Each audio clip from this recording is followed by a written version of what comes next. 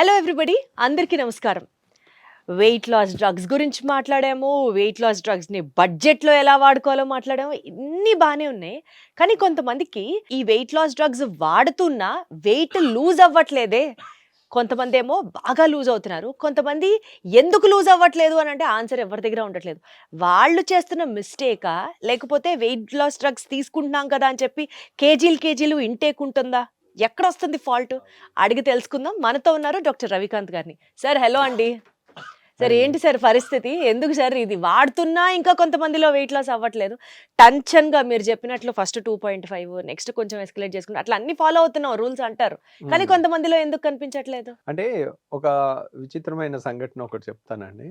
ఓ patient ఇలాగే dose తీసుకున్నారు. 10 dose తీసుకున్నారు. ఏది మొంజారో. దాన్ని తక్కువ కాస్ట్‌లో చేసుకోవటం ఎట్లా అంటే 15 క్లిక్స్ చేసుకుంటే మనకి 2.5 వస్తది. నెలకి మనకి 9,000 మిగులుతది అని మనం చెప్పడం చెప్పుకున్నాం. జరిగింది. అది అలాగే తీసుకుందాం అని అనుకున్నాం.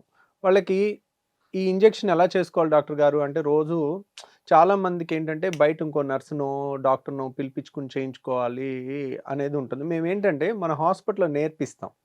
మీకు మీరే చేసుకోవటం గానీ ఇన్సులిన్ ఎలాగో ఇది కూడా అలాగే. ఇన్సులిన్ పెన్ ఎలా వాడతామో అలాగే ఇది కూడా చేసుకోవచ్చు.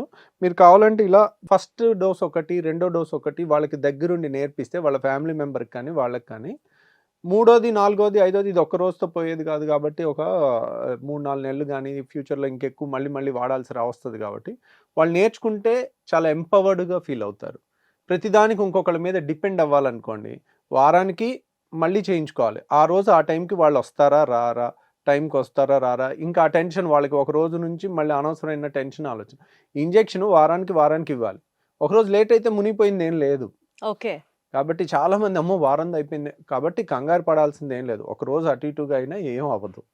సో తగ్గేది కూడా ఏముంది, దాని ఎఫెక్ట్ వారం రోజులుండి దాని ఎఫెక్ట్ తర్వాత రోజు జీరో అయిపోదు. తర్వాత కూడా ఉంటుంది సగమో ఎంతో కొంత. సో కాబట్టి అట్లా కంగారు పడిపోక్కర్లేదు. ఎందుకంటే ప్రతి దానికి నేను చూస్తుంటాను కదండి, పేషెంట్ సైకాలజీ ఏంటంటే చిన్నది తేడా వచ్చినా ఇంకా ఆ రోజంతా టెన్షన్గా ఆలోచిస్తూ ఉంటారు. ఓ పేషెంట్కి అలాగే ఇచ్చాము, ఎలా చేయాలో నేర్పిస్తే వాళ్ళ ఇంట్లో వాళ్ళు ఉన్నారు.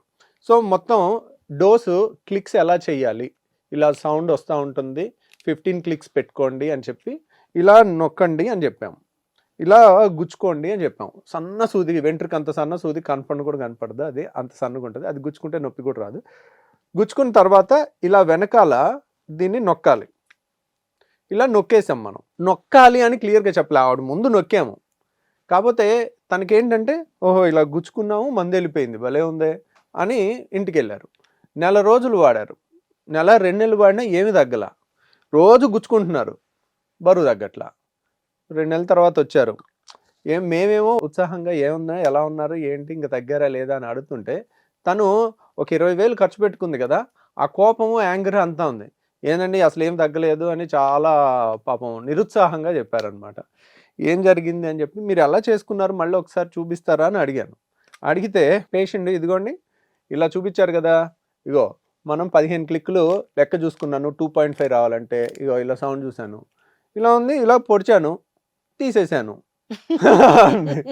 పొడిచేశారు, తీసేశారు. కానీ పొడిచి తీస్తే డ్రగ్ వెళ్ళదండి. ఇలా పొడిచిన టైంలో వెనకాల ఈ కలర్ది నాబ్ ఉంది కదా, ఇది నొక్కాలన్నమాట. ఇది నొక్కితేనే ఆ మందు లోపలికి వెళ్తుంది. ఆ నొక్కలేదు ఆవిడ, రోజు ఇలా అంటున్నారు, మళ్ళీ తీసేస్తున్నారు. సో డ్రగ్ లోపలికి వెళ్ళా. 2 మంత్స్ టైం వేస్ట్ అయిపోయింది. 2 మంత్స్ టైం వేస్ట్ అయిపోయింది.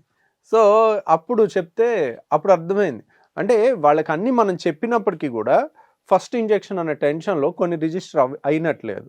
సో మెజారిటీకి 90%, 99% అందరూ బాగానే అర్థం అవుతుంది. ఒకళ్ళు కాకపోయినా వాళ్ళ ఫ్యామిలీ మెంబర్స్ ఎవరో ఒకళ్ళు బాధ్యత తీసుకుని 1కి 4 సార్లు అడిగి కన్ఫర్మ్ చేసుకుని వెళ్తారు. దీనికి అలా జరిగిందనమాట. సరే అని మళ్ళీ ఇచ్చిన తర్వాత మళ్ళీ ఇంకొక 2 నెలలకు వచ్చినప్పుడు 5 కేజీలు తగ్గారు. She was happy. ఇలా చిన్న థింగ్స్ ఇన్సులిన్లో కూడానండి ఇదేనండి, నెంబర్ ఆఫ్ క్లిక్స్ కౌంటింగ్ కానీ అవి డోసుని బట్టి అన్నీ మారిపోతూ ఉంటాయి. మీరు ఇన్సులిన్ ఫస్ట్ టైం చేసుకునే వాళ్ళకి కూడా ఇదే వర్తిస్తుంది. ఇన్సులిన్ పెన్ కూడా ఇలాగే క్లిక్స్ ఉంటాయి, డోసెస్ ఉంటాయి, జాగ్రత్తగా చూసుకుని చేసుకోవాలన్నమాట. సరే, ఇంకేమన్నా పొరపాట్లు చేస్తూ ఉంటారా సార్ జనాలు? ఇంకా టెక్నికల్గా అంటారా దీంట్లో? ఎస్. టెక్నికల్గా అయితే నెంబర్ ఆఫ్ కౌంట్స్ ఉంటాయండి. ఇప్పుడు ఒక్కోసారి ఈ డ్రగ్స్ చాలా డిమాండ్ ఉండటం వల్ల దొరకట్లేదు. సడన్గా 10 దొరకలేదు అనుకోండి, 7.5 దొరికింది అనుకోండి, 7.5 తీసుకుంటారు. 7.5 అంటే 60 క్లిక్కులు తీసుకుంటే 7.5 వెళ్తుంది. ఇప్పుడు మనం 2.5 డోస్ ఇవ్వాలనుకోండి, 1/3 7.5లో 1/3 క్యాలిక్యులేషన్. 1/3 అంటే 60లో 1/3 అంటే 20 క్లిక్లు ఇవ్వాలి. 15 ఇస్తే సరిపోదు. 10 డోస్కి 15 క్లిక్స్ ఇవ్వచ్చు. ఓకే. అట్లా మనకి దీంట్లో 15 కూడా వచ్చింది, ఎక్కువ అందుబాటులో లేదు అంటే కొంచెం ఈ టెక్నికాలిటీస్ అన్ని టఫ్ గానే ఉంది సార్ నార్మల్ వాళ్ళకి. Normal persons. కానీ పెన్ను పేపర్ తీసుకుని నీట్గా ఎక్స్ప్లెయిన్ చేస్తే వాళ్ళకి 9,000 తగ్గుతున్నప్పుడు నెలకి 9,000, అదే మనం 10కి చెప్పాం, 15 వాడితే ఇంకా తగ్గుద్ది. 15లో మీకు అంతేలేండి సార్. ఒక డోసు 15, దాన్ని క్లిక్స్ ఇంకా తగ్గుతాయి, 10 క్లిక్స్ లోపలికి వచ్చేస్తాయి, 15 క్లిక్స్ కల్లా. సరే అదర్వైజ్ ఆల్సో ఈ ఇంజెక్షన్స్ ని జాగ్రత్తగా మీరు చెప్పినట్లు టెక్నికాలిటీస్ నోట్ చేసుకుంటూ క్లిక్స్ లెక్క పెట్టుకుంటూ కాన్షియస్ గా చేసుకున్నారు అనుకోండి, ఇది తీసుకుంటున్నాం కదా అని చెప్పి మనం ఇష్టం వచ్చింది తినచ్చా? అప్పుడు కూడా ఏమన్నా డైట్ రెగ్యులేషన్స్ ఫాలో అవ్వాలా? Even that has an impact on the weight లాసా? యూజువల్గానండి వాళ్ళకి ఎప్పుడైతే డ్రైవ్ అనేది ఒకటి ఉంటుంది, లోపల తినాలి అనే కోరిక ఉంటుంది, అది కొంతవరకు తగ్గితే మనం కంట్రోల్ అవ్వగలుగుతాం.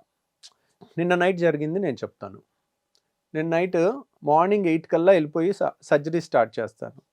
సర్జరీస్ అయిపోయి అందరూ ఓపీడీ చూసేసరికి 5 అయిపోద్ది. 5కి వచ్చేసరికి నాకు కలకలగా పొట్టంతా ఆకలి ఉంటుంది. ఇంకా మార్నింగ్ 6లో మీరు ఏం తినరా? మధ్యాహ్నం బాక్స్ తింటాను, మార్నింగ్ టిఫిన్ చేసి వెళ్ళిపోతాను.